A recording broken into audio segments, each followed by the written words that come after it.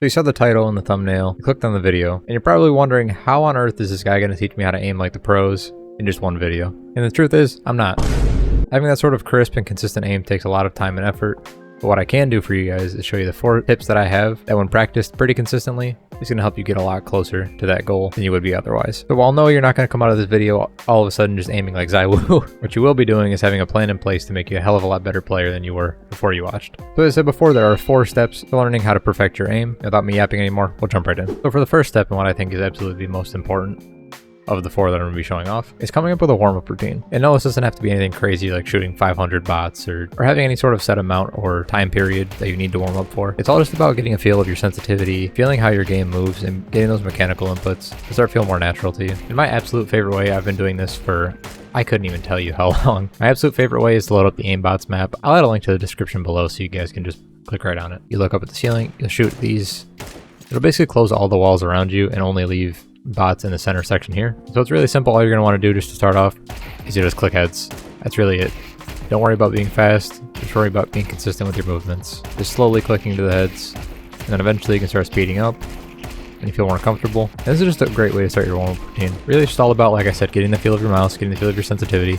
It doesn't have to be anything special, and you really don't have to be the fastest person in the world at this.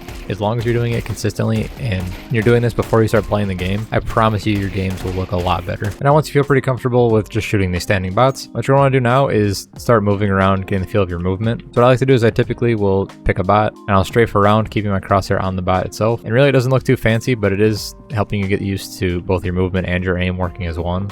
And that's one thing that I think a lot of people don't talk about, but it is absolutely crucial. So once you get the hang of that, obviously you can move around, start tapping. So like I said before, this is really just all about being consistent and kind of working your movement and your aiming together. So with all that being said, you guys should have a warm-up routine in place, and we'll move on to the next step, which actually ties in really well. And the second tip I have for you is to learn to be consistent. Don't worry about doing all the flashy flicks and trying to hit montage clips. If you want to become a better player, you need to learn to be consistent. That means worrying less about flicking just as fast as you possibly can to the targets or only going for one taps. Now listen, I get it. Those are obviously the most fun clips to hit and the most fun to watch even. And hitting those flicks and those types of shots will come with time, but that's just not what we should be shooting for. Learning how to easily be accurate with our movements is much more important than every once in a while hitting those crazy flicks. I know that sounds like boring advice. Obviously everybody wants to hit these crazy shots, but we're here to help you guys aim like pros. That's what we're going to do. Now I will say that having a warm-up routine does massively help your consistency, but taking that a step further, even just learning simple things like in the warm-up, learning how to use your movement and your aim to help you hit targets a lot easier, it's going to help you out a lot in the long run. So my best advice that I can give you is to find something that works for you. So your warm-up routine, your sensitivity, spend some hours really figuring out the settings and what you can do on a day-by-day basis that's going to work for you, and keep doing that. I know it sounds like simple advice, but really practicing and doing the same things over and over and over again is how you get better and how you become consistent. And a Counter-Strike especially, being able to consistently have your aim and your movement and stuff like that working for you allows you to not have to think about it, and it ends up making you a much better player than you ever would have been before. But now that we've warmed up, we're working towards being more consistent. Next, what I think is absolutely most important to learn is good crosshair placement. And I've seen a lot of people go about this the wrong way. And what I mean by that is good crosshair placement isn't just holding every angle like this at crosshair level and clearing absolutely everything, stuff like this. I see a lot of players doing that, and it's just not right. For example here, we're walking towards A main.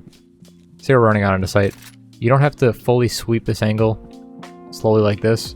Instead, if you know that there's a chance you're playing at the bottom of the stairs, you want to peek with your crosshair already at that level rather than having to do this.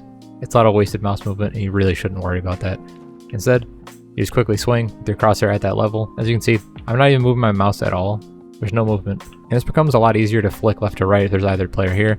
Even the stairs peek, having your crosshair right at head level here makes it so that if you do want to peek, you're already in the general area and all you have to do is move left or right. It eliminates a lot of input that you're going to have, and it does make you a lot more consistent in your aiming. So I'm taking this one step farther when we wanted to go and clear sight. Instead of dropping down to head level here, head level, and then clearing the angle as we walk around like this, what we're going to want to do is pick common angles where you know players are most likely going to be. So as we've cleared stairs, cleared under stairs here, next spot that we want to swing is triple. So you want to aim your crosshair generally in this direction and basically pretend like you have wall hacks. That's really the best way of looking at it, is just pretend that you have walls. As you can see, if we peek out here, we know triple is right here. As you're swinging the sight, you want to have your crosshair right about that level, and you have no mouse input at all. If you need to flick left or right, it becomes way easier already being at head level. And if there is somebody here, all you have to do is peek, tap, and you're good. And even using this insane clutch from Brokey as an example, you'll notice that he's not really doing anything too crazy, and just overall using good fundamentals to pull off crazy clutches like this. And one thing you'll notice as we watch this clip back, his crosshair basically never leaves head level, but he's not wide sweeping angles, he's holding the crosshair where he knows somebody's going to be, and that makes it a million times easier for him to pull off crazy stuff like this. To show another example, say we're going to peek stairs here, we know somebody's going to play there, say they've been playing there consistently every time. You're going to put your crosshair right to where you think stairs is going to be, you swing out. You notice how little mouse movement I had to do rather than clearing the entire angle until you get here, which I know sounds kind of ridiculous now that I've explained all of it, but I see a lot of people doing this, especially in lower elo. So learning just to be consistent, walk out, tap, that's going to help your aim so much. So now with crosshair placement out of the way, let's talk about how to decide when you want to tap somebody, spray, burst, all of these things. And this is a mistake I see a lot of people making, is that they see the pros just peek a corner and spray from a distance. Now listen, the pros make it look incredibly easy, but the truth is they've spent thousands of hours working on recoil control, learning the pattern down to the single bullet. So yes, while it works for them and it might be perfectly fine in practice, being more consistent and learning other skills until you get to that point is going to help you out much more in the long run than just trying to emulate what you see in pro games. So there's a lot of ways people will tell you to go about this, and my personal favorite is to just hop into a deathmatch and see what works for you. Now I know that's very vague, but truth be told, I could tell you a million times over and over again how to pick and choose when you should tap, burst, spray, all these things, but the truth is, you're really only going to learn if you get in the game and try it out yourself. And notice if you're really feeling your aim, you'll just be tapping heads at long ranges. When it comes to the mid-range, you're able to burst, move around more freely, pick targets a lot easier, and obviously if you're in the close ranges, you're more than likely going to be spraying. Really just hopping into a deathmatch and working on learning for yourself when the best time to use all these is really the best tip I can give you. I know it's pretty anticlimactic, but the truth is, that's just the best way to learn. I know you've probably seen some deathmatch gameplay throughout this video in the background of me playing. Not that I'm necessarily the best example, but I do pride myself in having pretty decent aim. You'll notice that even when I'm playing, yeah, I'll get it wrong. Sometimes I'll spray when they're too far away and I should be tapping. Or I'm tapping when they're too close and I really should just try and get shots down range. Really all I can say, kind of the best thing of advice that I can give is don't get discouraged, and sometimes it just takes time. Getting good aim is something that took me years and years and years of practice, but the truth is consistency and having good aim does take a lot of time, and in that time it'll really help you learn the decisions between when to spray, tap, and burst.